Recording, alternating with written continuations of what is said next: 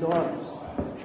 Mr. Simmy Gill, Mr. Sim Marley, and Mr. Jason Perrin.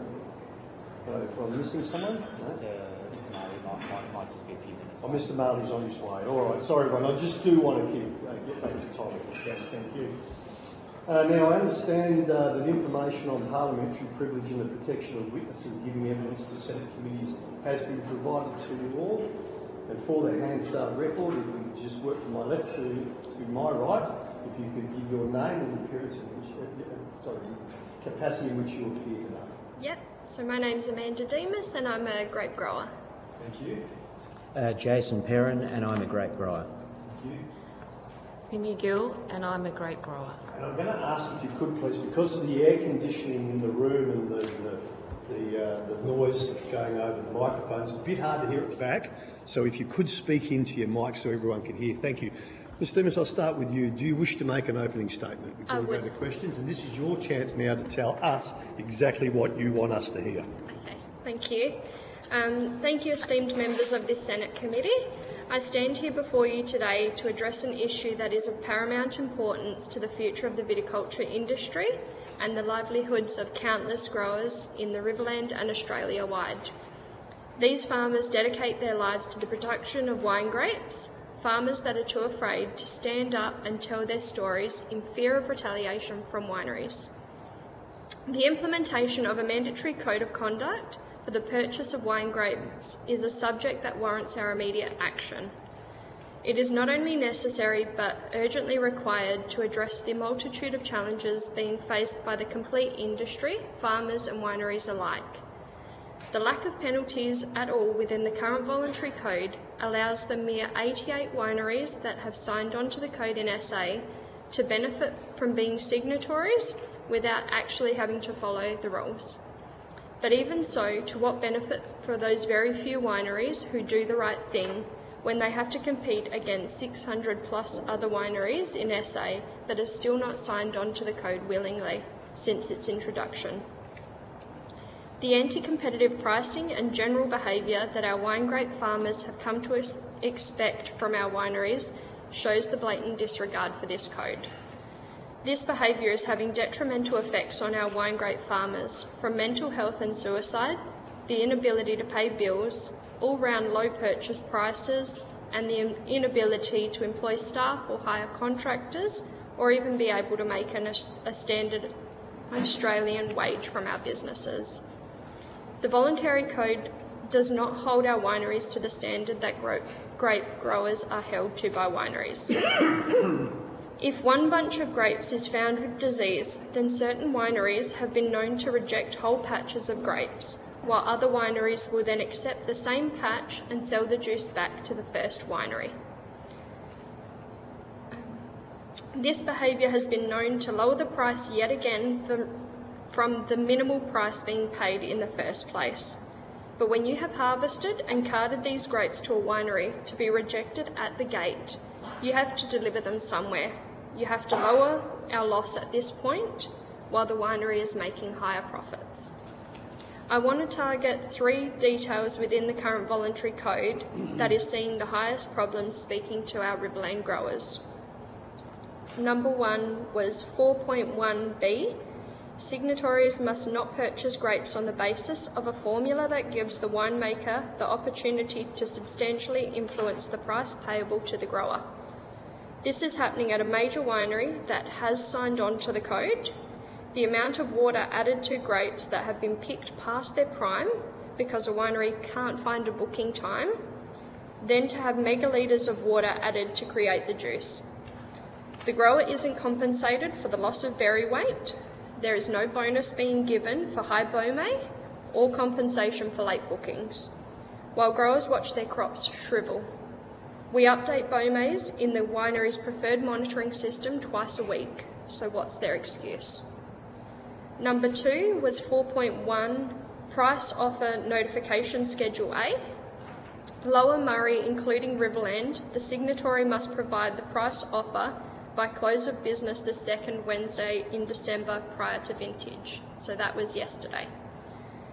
But if you don't sign on to this voluntary code, like most wineries don't, you can offer prices in the middle of January. My business has been rated a Tier 1 grower from our winery, meaning we will be offered a contract each year.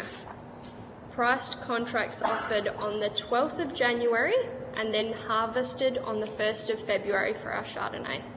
That gave us 13 business days to debate the contract price or the contract. And you can debate it if you like, but if you get a better price, come harvest, when the winery can't find you a booking, you could lose up to 20% of your crop as it shrivels on the vine. And there goes your better price. And number 3, 4.2, payment terms from the ACCC were recommended 30 to 60 days, yet nothing has changed and we are still receiving our last payment, a third of our yearly income, 8 months post-harvest. Have you heard such a thing in any other business? We have to go into overdraft to pay our harvest and cartage fees. And even then, the low prices do not cover our bills that we have to pay, as wineries earn interest on our money, on the farmers' money. It is no longer a discussion to stay in a voluntary industry-run code. It is not working. It's not for the lack of signatories, it's the lack of penalties. If we don't move to a mandatory code, then we can continue to lose our farmers to suicide, depression and bankruptcy. We will lose an industry to a lack of mandatory rules that should already be in place. And I will answer any questions to the best of my ability. Thank you for your time. Thank you, Ms Dennis. Mr Perrin. Thank you. My arguments for a mandatory code of conduct as absolutely necessary as soon as possible. With the power of the corporates who dominate the Australian wine grape industry, it is now crucial that the current useless voluntary code for wine grape purchases be replaced with a mandatory code of conduct. It must be a mandatory code with a set of rules and minimum standards for the wine grape industry that is legally binding and enforced by the ACCC, not industry regulated. Corporate wine company executives can no longer be relied upon to negotiate at all, let alone fairly, or even to tell the truth about supply and demand, if they do negotiate at all, or abide by a price determination process that they agreed to be bound by. Accolade Wines proved this in March 2023, when they refused to abide by an expert determination decision, though they even chose the expert. They destroyed the only valuable part of the voluntary code from ever having any credibility ever again. Further points that can only be addressed by a mandatory code. Lack of bargaining power for growers. Corporatisation has left grape growers as price takers for their perishable crops with little influence over pricing. Even with significant reductions in grape supply due to natural disasters, as we've experienced in the last couple of months, growers face historically low prices instead of benefiting from true supply and demand dynamics. Failures of the voluntary code. The voluntary code lacks enforcement mechanisms, leading to its dismissal when decisions do not favour wineries. For example, Accolade Wines, as mentioned, disregarded the expert determination under the voluntary code, resulting in lengthy and costly mediation. Exploitation through quality parameters. Wineries manipulate quality and Beaumet parameters to penalise growers unfairly, often leading to financial losses and degraded bargaining power. Just on that point, Senators, I've got some 2014, 2016 and 2024 evidence of the quality parameters, which shows with the increasing corporatisation of the winery, for example, CCW, that I'm contracted to, sells grapes to Accolade, where it's gone from a $3.40 decimal point Beaumet deduction if it's under a minimum Beaumet set by the winemakers, to a $3.40 bonus if it was above a certain parameter, like 13.5 Beaumet. That was 2014, 2016 was the same in the early years of Accolade. 2024, and I've got the copy of it from them here, so it's factual. The Beaumet... Sorry, before you go further, Mr. President, would you like to table that for the committee? Yes. Yes, absolutely. The Beaumet penalties imposed on growers went to $8 a decimal point for one particular scale above about 13 or 13.5, and then to $40 a decimal point if the Beaumet, sorry, I said that wrong, if the Beaumet was under a second step down from a minimum Beaumet. And their argument for that is growers send in fruit too early just to get rid of it. Growers don't willingly do that because we lose money on the weight. We do that because they're bad management of giving us timely bookings for our grapes that are highly perishable and shrivel. Sorry. Chair Jason, could you just for everyone's benefit, Beaumet is basically a measure of sugar level content in the wine. Thank you. And that's the determination of when you get a harvest booking. Yeah. Okay. So sorry, I'll get off my soapbox about that one, but I think you'll see the evidence of how that works. It might help to explain some of the terminology for those of us. Just assume we know nothing. He used to be a wine grower, not me. Yeah, so sorry. That helps. Okay, so you get the point how wineries manipulate the penalty and bonus deductions, and the bonuses have almost gone out the window, where deterioration of grapes, once they reach a certain level, every variety deteriorates, some faster than others. We end up sending Shiraz and Cabernet in like raisins, and then they're rehydrated. So a 25-tonne semi that looks full, probably by weight, is maybe 19.5 to just under 20 tonnes. And so they're basically getting four odd tonnes of grapes as concentrate, rehydrate it with massive amounts of water, which they're allowed to do, and within certain regulations. And, you know, I'm not saying they do that deliberately to make more money, but the grower is losing big time because of their intake schedules and the fact that they just don't care that our grapes shrivel on the vines. And so I'll continue. Opaque pricing and intake practices. Delayed price announcements force growers into a take it or leave it situation as their investment is locked in by harvest time. Changing intake tonnage and Beaumet targets mid-season creates uncertainty and further disadvantages growers. Accolade Wines did that last year. They sent out a schedule for Cabernet and Shiraz at a limited, that a grower could send in a maximum tonnage of 11.9, I think, for memory, tonne to the hectare. Anything above that, you got penalised.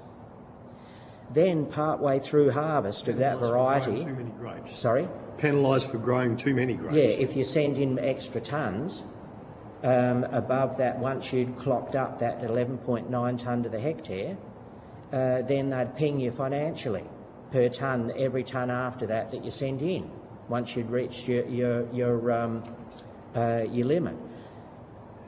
Partway through harvest, they realised they weren't getting enough grapes, so they raised the level to 14.9 tonne to the hectare. Some growers had already harvested the surplus tonnes above 11.9 tonne onto the ground. I was actually in the process of my harvesting contractor doing that at about 20 to 12 one morning, and the booking clerk from Accolade Wines rings me and says, "Jace, you would have a fair few Shiraz left," and I said, "Yes." She said, "Would you like to send some more in?" I said, "I think I've already gone 3.5 tonne roughly over my quota, and I'll get pinged for that, a few $100. She said, I said, "Will I get pinged if I send any more in?" She said, "Oh, I don't know." And I said, "Well, how can you expect me to make a decision?" She said, "I've only been asked to ring you because we want more Shiraz." So she said, "Ring CCW office, they might know." How would they know? It's Accolade who's the winery.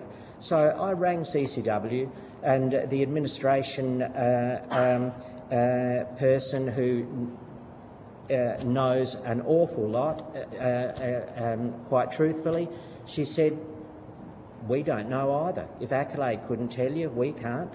So she said, I wouldn't do it. So I rang the booking clerk back and I said, unless you can guarantee I'm not going to be financially pinged, I am not sending any more Shiraz in. So she said, fair enough. So the rest of probably about 90 to 100 tonnes was dumped on the ground at nearly $500 an hour to harvest them, although I got a cheaper rate because I didn't need a tote bin and a tractor. And how many hours would that take?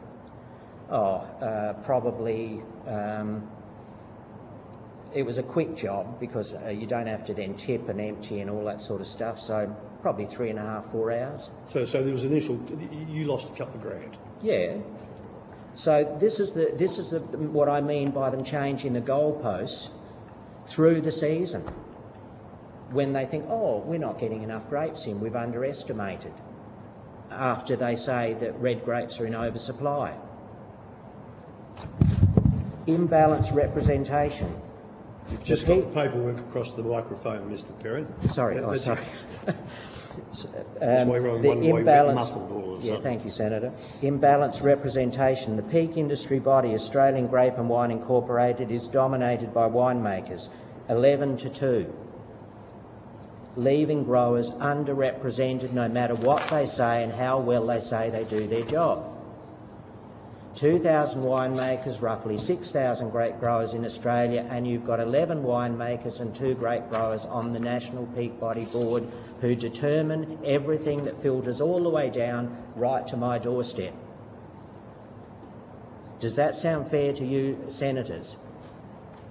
If you're asking me, no. But No. anyway, what it's worth. Programs like the Sustainable Winegrape accreditation impose costs solely on growers without direct benefits, a burden that should be borne by winemakers alone to access their chosen markets.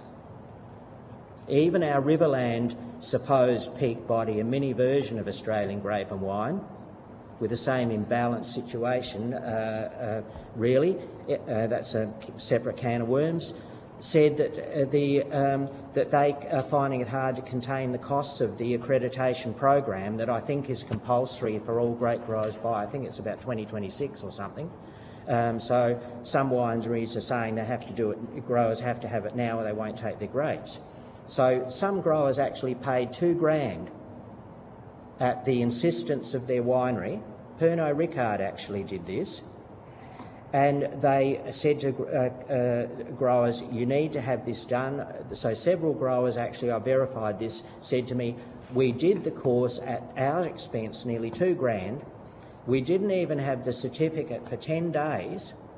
And the Pernod Ricard agent came to us and said, I've got bad news for you and your husband. We're not taking your grapes this harvest. After putting him through the ringer for the previous 12 months to do the accreditation course. Mr. Perrin, do you have much more in your opening statement? I don't want to shut you down, but I want to hear from Mr. Yes, Hill as well. We do have just questions. I think I can just go through the conclusions Sure. of Senator. Mandate a 50-50 winemaker grower representation in the industry's peak body and any state body where both winemakers and grape growers are currently represented. An example, Riverland Wine. Transparency and accountability. Build a national vineyard register for supply demand data. Set clear, negotiated and locked-in quality parameters before harvest. So I'll cut to the chase now, and this is what I think needs to be up and running in 2025, like by about the end of September, and these are the reasons why. The bones of the current voluntary code could be used. So public servants don't need to actually put their wagons in a circle and think, God, this is going to take us 2 or 3 years to whip up a mandatory code. Use that what's good as the bones of the voluntary code, like the expert determination process, bring it into a mandatory code and make it compulsory and have it up and running quick smart, because a lot of growers aren't going to survive 2020 to 2026 harvest.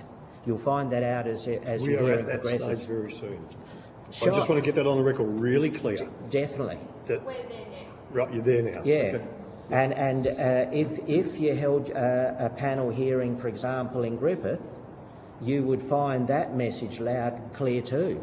And yet they've got big land holdings. Major risk. And that's just magnified their situation. I spoke to Jeremy Cass about it yesterday afternoon. They're besides themselves. Absolutely beside themselves. But they're all very scared to... Indicative prices must be issued by the end of September each year, not this business of the second Wednesday or the 15th of December. Even the ACCC in their 2021 report, and I've got that here in case I needed proof, have said it just doesn't work. Growers are entitled to have a much better indication of prices for their business. So that's got to be, I would really be hopeful that you guys actually, in your report, that if you do come across the line and say, yes, we see that the industry needs a mandatory code, I would beg you to have this this indicative price business absolutely locked in, that it has to come out by the end of September from 2025 onwards. That'll help growers make business decisions whether we stay in business for another year or not. That's the seesaw balance that a lot of growers are at, big and small. And I'm one of those, and I don't have any debt. I don't even run my vineyards and my farm on an overdraft currently. But that's taken me 40 years of cash reserves and bloody hard work. And I am sick and tired of, and I'm no orphan in this, there would probably be any grower in this room or in the Riverina area that no matter how good a manager you are, what business is going to actually take cash reserves for 3 years in a row? We can put up with hail. I had 2 years of hail in a row to different levels of my 4 blocks. But the thing I really find hard to and impossible to deal with in business is the 3 following years, and this will be basically the 4th in what's going to come up in 2025, with prices like $150 a tonne for Shiraz, $420 a tonne for Chardonnay, and they're in demand because there's hardly any of them left after the frost. And the wineries have colluded without a doubt, knowing we can get hopefully one more cheap vintage because we know the writing is on the wall because of the Senate inquiry. Thank you, Mr. Perrin. Can I just get you the wrap so I can give Nick Gill a chance? Last couple of things very quickly. Grape quality parameters should be built into that part of the code and come out by the end of September. And any argy-bargy about prices or quality parameters can have an expert determination process, and their findings have to be brought out by the end of October and locked in. So, and no changing after that, especially for quality parameters. Contracts with growers to be a minimum of 7 years.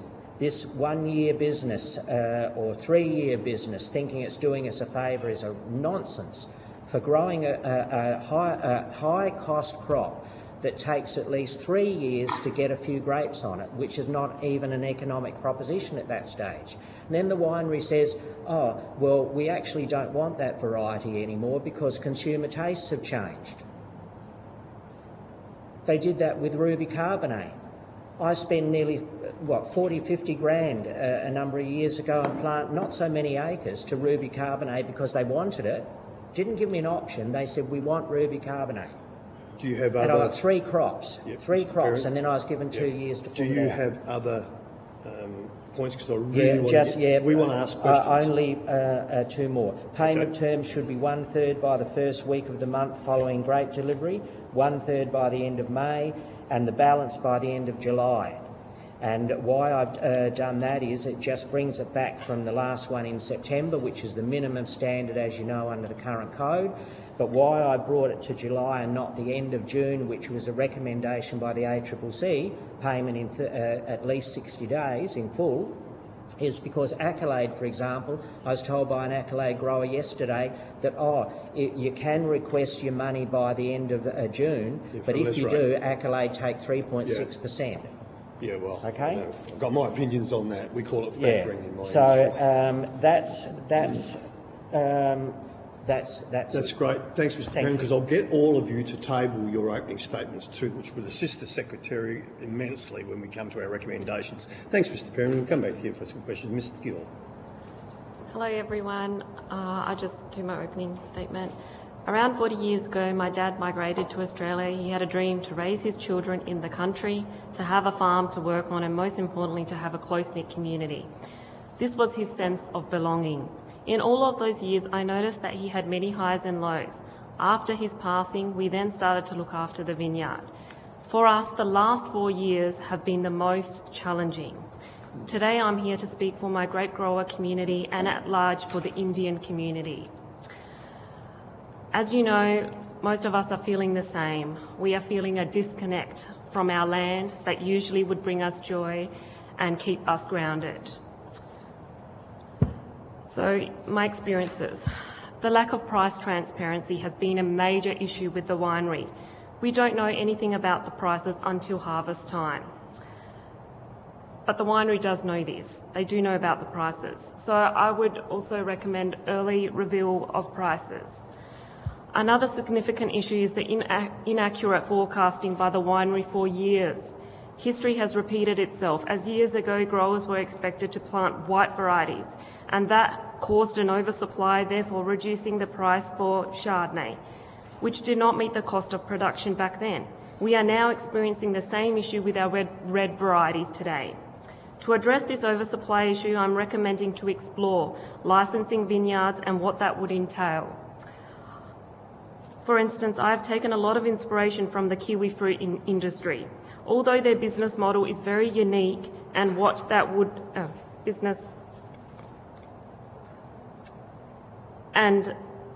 although their business model is very unique and it's grower owned, we can still learn from how they regulate.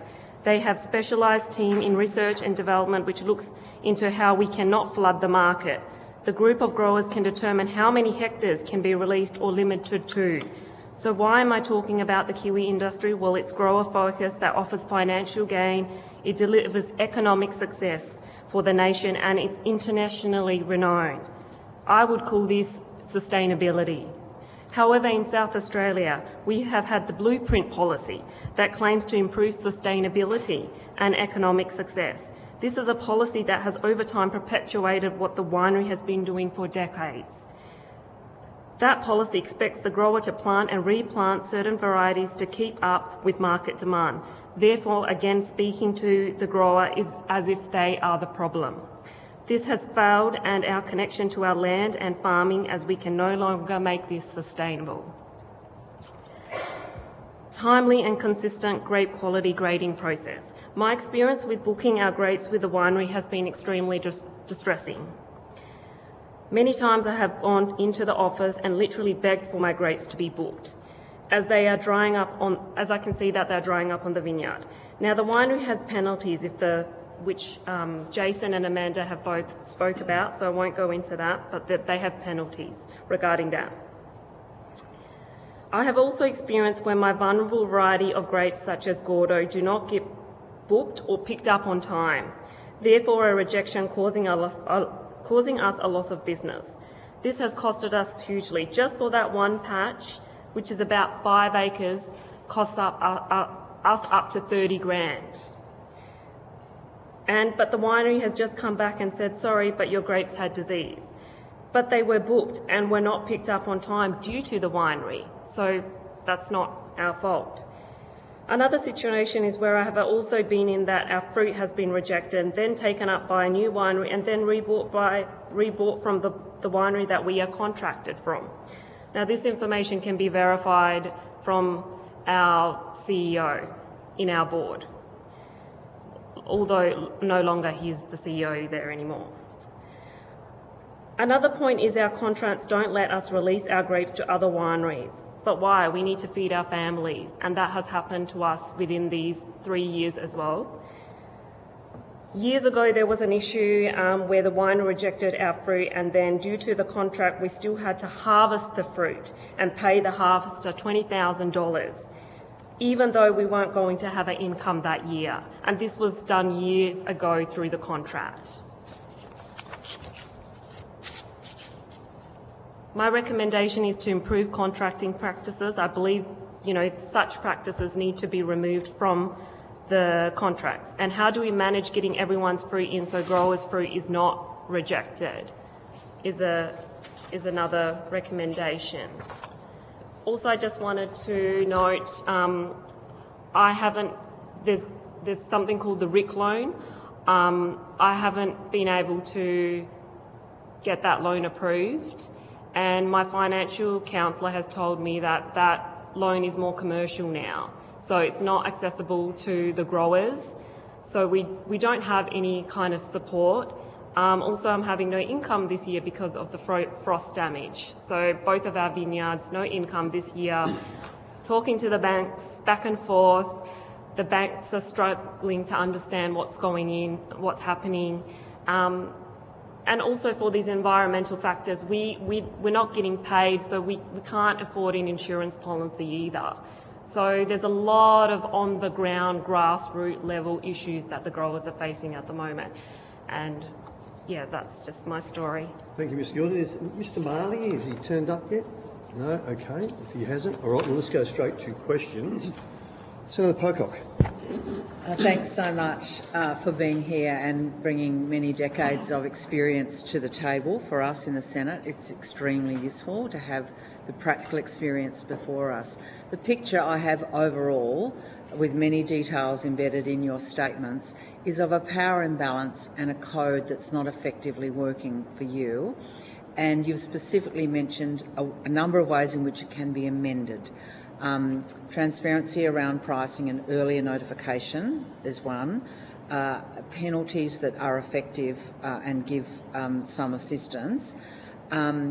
Are there other particular elements, clearly more protection around the manipulation of quality parameters which undermine your power or ability to negotiate? Are there other elements that you want to see that would make a difference for you? Sorry, can I just add, addressing the oversupply issue, because it's like history repeating itself, so we need to look into ways we can re-examine that, our future generations just cannot continue with this, and it's not sustainable. And you spoke about a more comprehensive industry assessment about supply and demand to inform plantings, which you spoke of too also, Mr. Perrin, and your example of an industry where there is grower coordination in relation to the market. So that's also something you want to see. Monitoring planting, because this is what's happened with Shiraz. When there was demand, you could plant to no end up until a year post knowing that it was getting a bit heavy.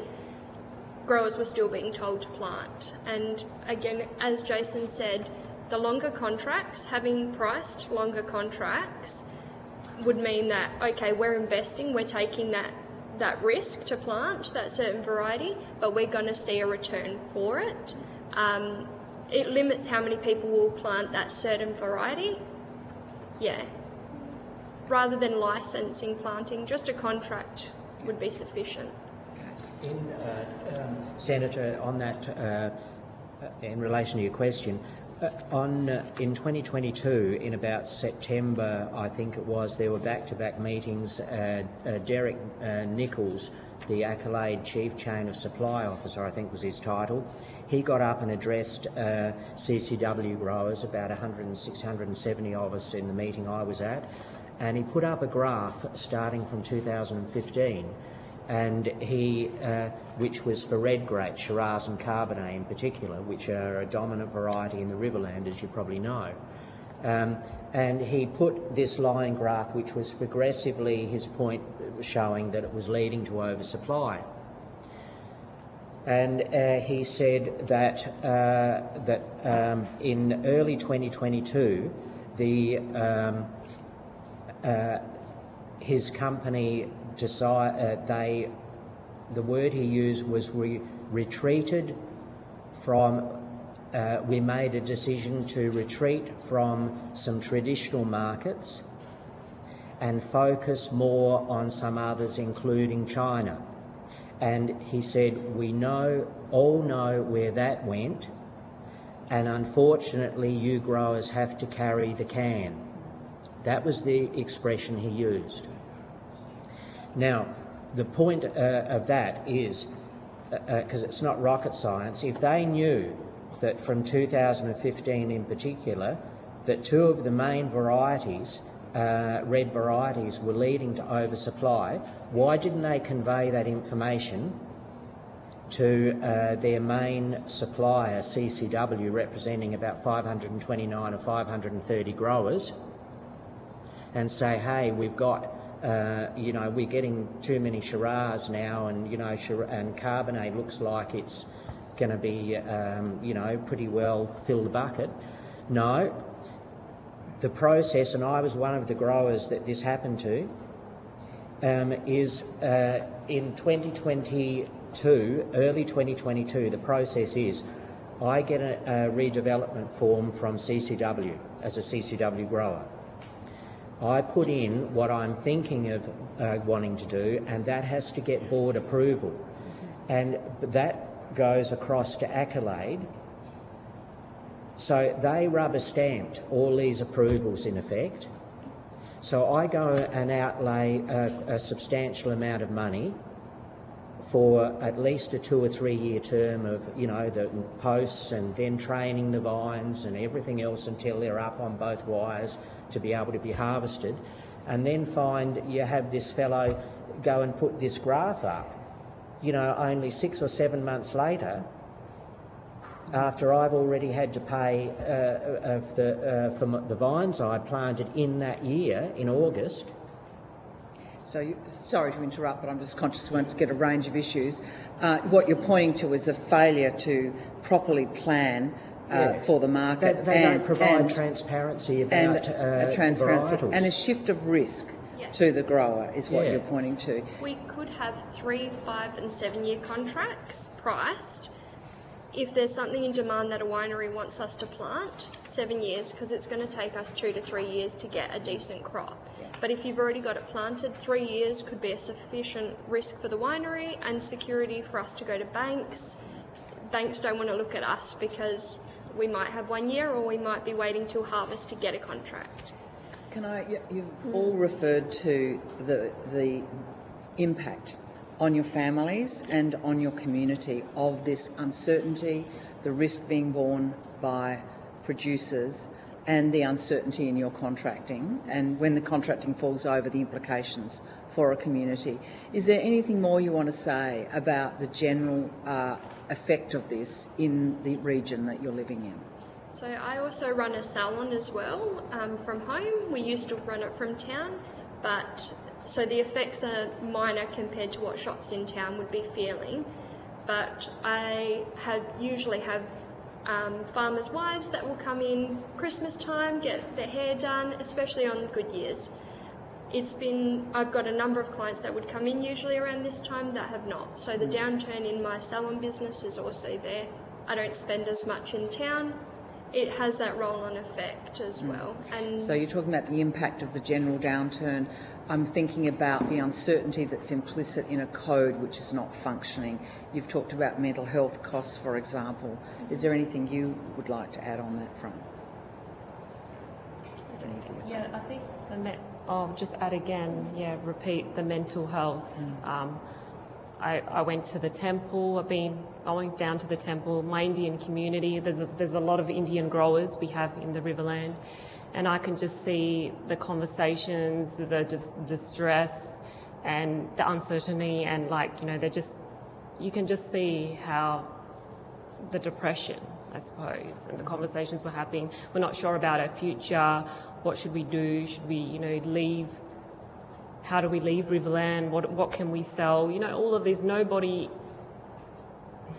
has any faith left anymore in farming, and we're so connected to our farms as well from the beginning. So you can see what's going on and how it's damaging our mental well-being. And please add, sorry, because I think you both wanted to add something there too. I'm all right. You were shaking it. Just a comment. yesterday afternoon, a telephone conversation with Jeremy Cass, as you know, the CEO of the Riverina Grapegrowers Association, and he explained that he couldn't be here. And it's worth noting on on where you're coming from, Senator, on the mental health thing. He gave permission to actually say whatever I liked about our conversations over a period of time. And it was quite concerning. He said it was bad enough, the prices that they've had in the last couple of years and treatment by wineries. And he said we haven't been able to get growers to put their hand up or put anything in writing. And he's on the Code Secretariat, as you know. And he said, you know, when we had the frost disaster in September, he said that was like a major nail in the coffin. And he said things were so bad, he said, because obviously he has a lot to do with his growers. He's highly respected. He said he had to take 4 days off for his own mental well-being. And, well, yesterday afternoon, though it was, as I say, by phone, you could almost hear everything, all bar the actual sigh. This was a man who has spent since the last devastating weather event over there. So they've really had a hammering. And then they've got lousy prices that they're facing up to as well for the ones that are still going to try and be in business. And these are big landholders, as you know. Their holdings are big because of the way it was developed. He said he spent the most of the last week going around to a number of his growers, and he said a number of these are people who've got assets above the FHA cut-off of above $5 million. They've got no money coming in, and they can't take off farm work because their land holdings are too big that they have to be there and work. And he said the level of depression, he said it was absolute. He said I've never seen anything like it. He said it was absolutely diabolical. He said I'm finding it hard to deal with. He said I don't know how these poor bees are going to cope. And the bottom line is that they're not putting their hand up about the same as us. We don't put our hands up when we had 2 years of hail back to back. You know, that's farmer. You know yourself, Senator Pocock, with your family background. Farmers put up with whatever curveball the weather and nature throws at us. But we cannot do year after year of being screwed with prices and everything related to that with nowhere to go. So, like my last question before other people have a go, but the code amendments that you've recommended in your written submissions and also verbally won't solve all of those problems. It won't fix the price, for example, but it will give some guarantees about timing if your suggestions were adopted. What difference do you think they would make? How essential are the recommendations you have made to improvements that could help with some of the issues? Sorry, I should have been... Share it around. I think if we implement earlier price release, we can budget, which is something we are just diving into year after year. There's trials on how to mothball or not produce for a year if there is this true glut that we're hearing about. Then that price should be told from the beginning. $150, we really don't want Shiraz this year. We won't produce. We will save our cost, on leasing water and all of the expenses. But at $150, there's actually no limit to how many tonnes have been picked of Shiraz, as Jason explained as well. So if we get some early timing contracts, we can go to banks, service our own loans like any other business does. We just want those same respect that any other business would conduct with. Same sort of things. Thanks so much. Sorry, can I just add? I feel like having the code will hold someone accountable. Inaccurate data, being misled, exploited, vulnerable growers.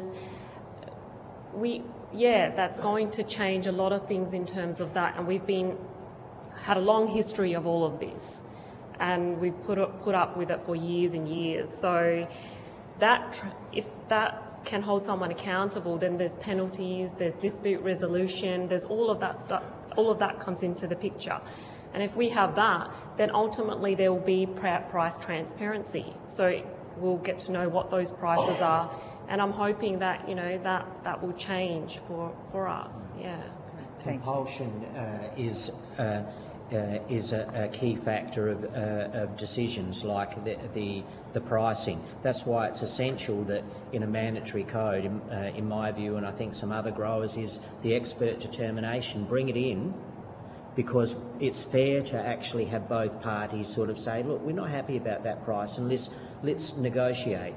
But to have the expert determination process so that the decision is binding, enforceable, to have a gentleman's agreement of a 15-year-old voluntary code and then pretend that it's workable. It might have been years ago when business was done by a handshake. I bought a 90th grand tractor years ago as my first new tractor. I was so proud, and it was done by a handshake, and then the paperwork came after. Where would you do a handshake now in business? And this is our livelihoods, and this is a multi-billion-dollar corporate company that enters a process agreeing to be bound by it, and because of the first year it goes against them by $69 a tonne. That would have cost them all of about $3 million. They said, no, we're not doing it. Yeah, just check something very quickly, Mr. Perrin. Has there been situations where, through that independent arbiter or expert, there's been decisions against your growers groups? Can you give us an example where you've complied with we complied with the previous 4 years where the decision wasn't in our favour. The CCW, no doubt, the board, I'm not privy to that because I'm not on the board, but what's conveyed out is that the process was used 4 years before that with accolade.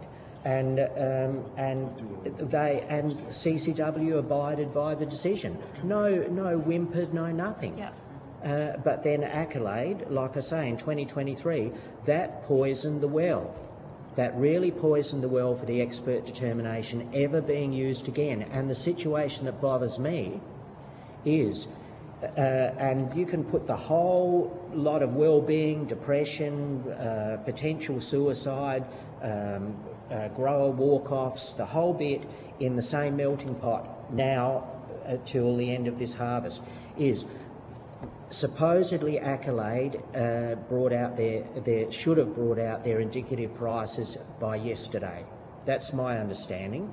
So we should know, CCW growers, by a business advisory, I think on possibly Friday, what prices they're going to give us. Now, if it was last year, the year before, and prior to that, there would no doubt be expert determination, because we know the prices will be absolutely rubbish. Because Treasury Wines have said they're going to pay $150 a tonne for Shiraz. Kingston Estates, someone told me they're paying $120, and yet their own cost of production are $319 a tonne across the board for any variety. How on earth then can they, in business, so it shows you how we're screwed. How in business can then they actually in all conscience even say to growers, we're giving you $120 a tonne for Shiraz, take it or leave it, when our costs are $319 a tonne. Our costs. I'm going to move on, because look, I've just spent the majority of my working life supporting the collective, let me tell you, so I fully understand that. And I just say this, you have inputs, you can't get away from that. Yeah. And I still struggle that you can't get, I'm not doubting it, your inputs back plus the damn profit. Anyway, I just had to say that. I've been banging this head against the truck and brick wall for 40 years. Finally, in the Senate this year, we had a win. No, Mr. Perrin, sorry. I'm going to have to go to Senator. Yes. I'll go to Senator Ruston, and then you will have the chance. Okay, Senator Ruston, please. Look, I'll be really quick, because a lot of the answers that you've given to Senator Pocock were pretty much the salient points that I think we needed to hear from you today.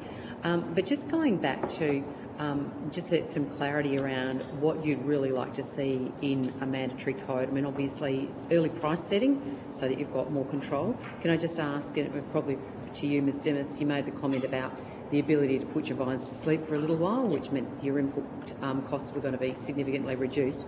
What kind of timing would you require for that to actually be able to happen to your plantings? So we would aim for like May, June, as that's when we do our pruning, so we could either cut back if we needed to retrain vines or bud them over, anything like that. Yep.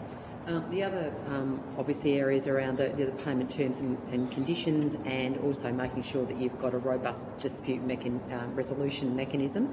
So those were the sort of the three things that have come out of it. But I'm sort of interested in terms of, there is not a request here for minimum pricing, am I right?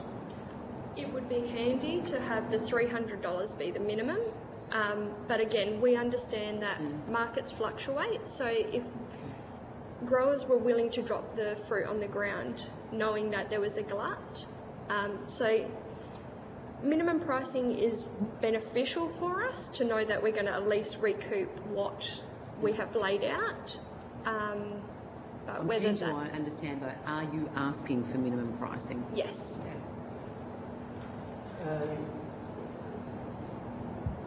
Yes, we had it years ago in South Australia, as you know. And then we got rid of it. Yeah, but only because ignorant people who came into the industry and weren't long-term growers actually didn't realise the value of it, including Chris Byrne, the first CEO of the Riverland Grapegrowers Association, who said to me when I rang him about it after his first year, and he said, that didn't work. I said, Chris, it did work because growers knew the base price of what they take 12 months to grow. And I bet his view was different by the time he left. I'm sorry with the finger pointing, it's a bad habit.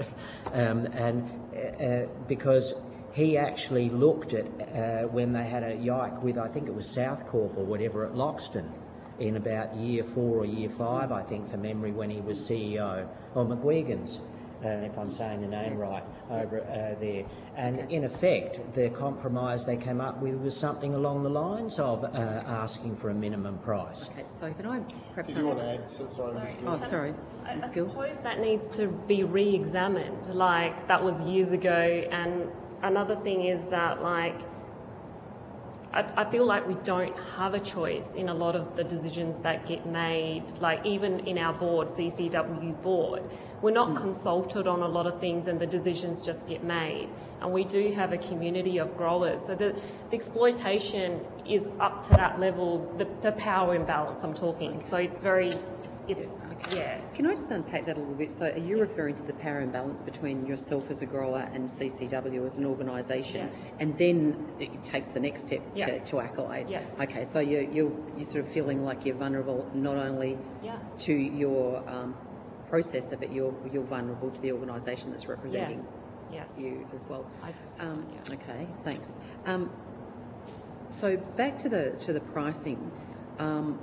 Is there...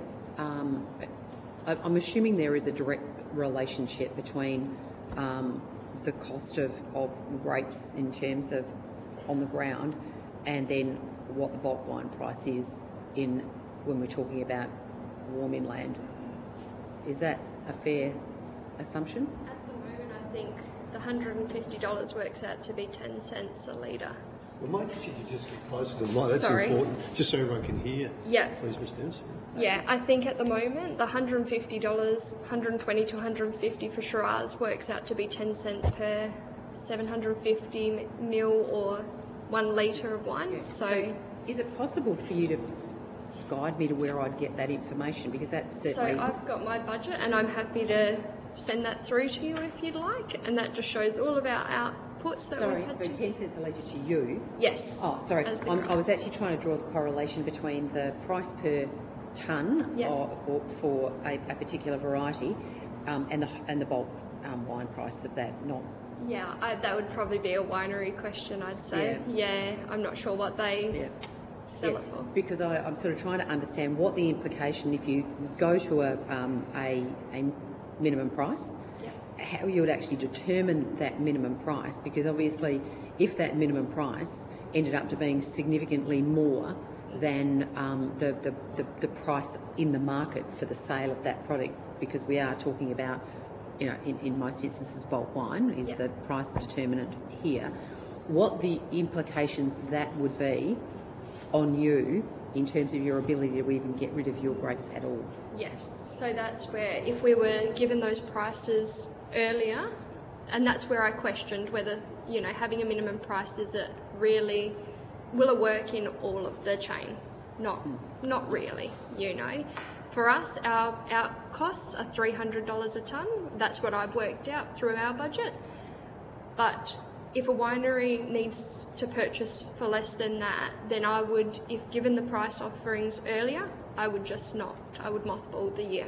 Okay, so basically what you're saying is if you got the information, market information, you got more of it, you got it earlier and it more accurately, that you believe that your decision-making capability would allow you to manage within the market dynamic.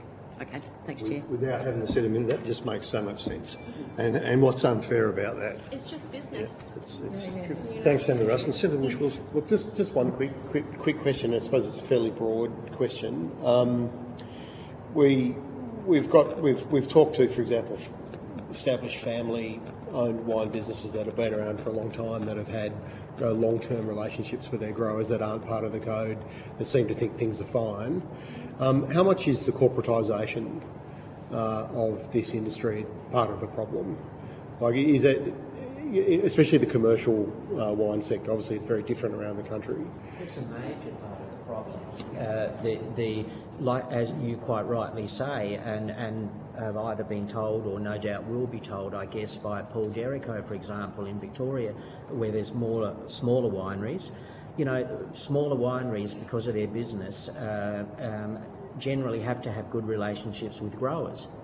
They have a small body of growers by and large, and they have a good relationship. That's why probably they don't have a great deal of sort of feeling that we need a mandatory code. And I probably wouldn't either if I was in their situation, because I wouldn't have had cause to think about it. But it wouldn't disadvantage them either, though, would it, if they had good relationships? Not at all. Just be like, that's why I've likened it, rightly or wrongly, for example, to an insurance policy. You have your insurance policy and you've got it for when something goes pear-shaped. It's not costing you anything or detrimental to your business, whether you're a small winemaker or, I mean, you could be someone that's, you know, family concern and you've got your, you know, your own little 20 acres and you've got a niche market for your organic wine, for example, like a neighbour of mine. He said to me the other day, a mandatory code would benefit me in case one day I need it. Yeah. Do you want to add something to that, Ms. Yeah, Thomas? I just wanted to say the more, the bigger you go, the bigger you grow, the wineries will look at you differently. So we have friends that have huge acreage and they know their contract, they know their pricing, because the winery would prefer to deal with one grower versus all us little growers. But we are years of family after family, like we're third generation. I also just want to touch base on the council said the viability of these 10 to 15 acre vineyards. There should be no difference to whether you're 10 to 15 or you're 200 acres. It should be a standard across the board that you can feed your family, you know, that you can run a business the same way, you know, a small grocery store runs against a big grocery store. You know, the standard of purchase or sale should be the same.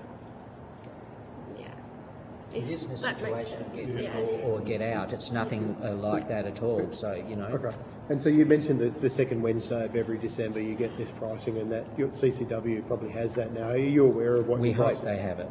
You hope they have it. Okay. We're not aware of it. You're not aware, and you'll find out on Friday. Yeah, that's if Accolade did release it yesterday. I read somewhere that it was either the second Wednesday of December or by the 15th, I think, it might be mentioned in the code.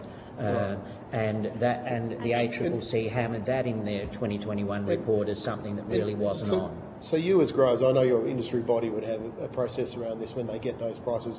What would you look at immediately to test whether you think you've got a good price or not? Would you just look at the spot price, for example, and subtract 60 cents for processing costs and other things? Like just very quickly, what do you use as metrics? So I've got my budget on an Excel spreadsheet. Yeah. I add in what our estimated tonnages are against what price we're being offered, and we see whether it's break even or whether it's a loss again at the moment. Right. So you're looking at your own internal costs versus rather than a... You have to budget yearly. Yeah, of course. Okay. But in terms of what you expect from them, they're probably not going to mirror your costs, but they might be using other things to sort of... If you go and have chat and say, why did I get this? Yeah. What kind of response do you get through your CCW or through... You don't get any question that. response? You don't question that, or you probably won't be picking. Yeah, you can't talk to them.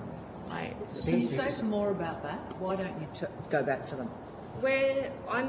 Our block is a small property, so we don't have the push that big companies would have that plant up big grapes. So if we go in questioning the price, as I said before, they'll either let it shrivel on the vine so they get the price that they want it at. I heard from a winemaker that Accolades let so much of their Shiraz shrivel on the vines and then added so much water that CIT had to, which is an irrigation company, had to turn them off a year or two ago. So we're not going to get a fair price no matter whether we question them. We're better off just taking what they put out and dealing with it. And that's the exercise of power. It's your industry body, which no doubt have discussions with them, say, why do we get this for Chardonnay or why do we get this for Shiraz? Like, how did you determine that price? And surely it's got to be close to the spot price, for example, which is visible and everyone can look at, right? I'm not sure, to be honest. CCW, I think I might have a different view because of maybe experiences that, say, Semi's had. CCW, in fairness, I think do a very, very good job in very trying circumstances. The board, irrespective of who they are over the years, do the best they can. And at the moment, with our General Manager Peter Szabo and Jim Caddy with his wealth of experience as chairman, we're very, very lucky. We've got people who know the industry. Peter Szabo, as you know, worked for Accolade for quite a number of years, so he's seen both sides of the fence. So he knows what's a porcupine and what's not. So that helps us a lot. I think negativity against CCW is possibly, with due respect to Semi, but is possibly occurring because of the bigger frustration of the whole thing. And what I mean by that quite specifically is we're damn lucky that I consider myself damn lucky to be a CCW grower. And in relation to the code, to draw this to that, if you think for just a couple of seconds on the fact that the biggest grape grower cooperative in Australia, CCW, Lipsart's 530 growers. Okay, so that means there's approximately 5,500 odd individual growers, grape growers around Australia, big and small. They have no collective or cooperative to support those individual growers. So those 5,500 grape growers are all on their Pat Malone.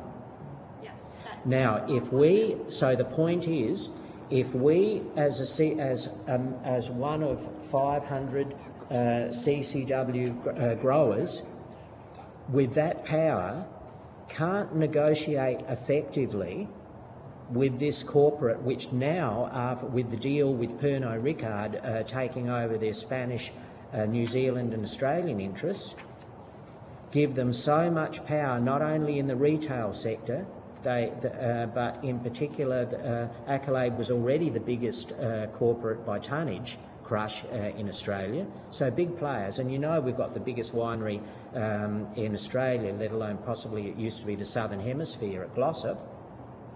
You know, if the board of CCW are struggling to negotiate anything fairly.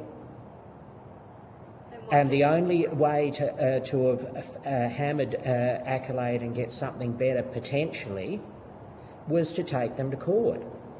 A company that had, what, $500 million slush fund for legal issues, and we go to court and each grower has to pay an additional levy for that, with the lowest prices historically for 2 years. Yeah. What I will do is, Demis, did you just want to add something, and then I am going to have to move on?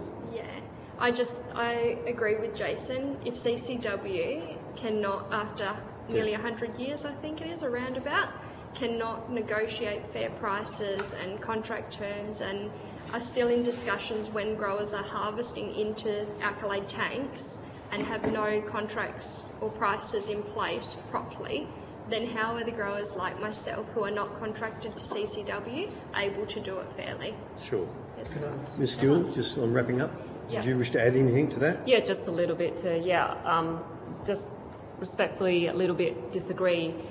I mean, my situation with CCW over the period of time, there's been highs and lows, but it's obviously got to do with that manipulation from higher above and, you know, not being able to, like, there's some change now, which is good change, but we've had people on the board which, you know, have consulted without their community members, and that's been an issue. So there's been issues there, but it is improving because now we're advocating for change, and we've got Jason here that's doing a lot for that.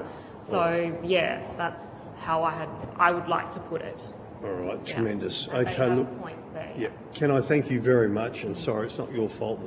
We're lagging behind, but we're very keen to try and get to everyone to hear the concerns. We do hear it, and what this committee really likes to do is look. We hear the problems, but we like to hear the solutions too. So thank you very much, everyone. No one took anything on notice, except I would remind you, please table your opening statements for the benefit of the Secretariat. Thank you very much.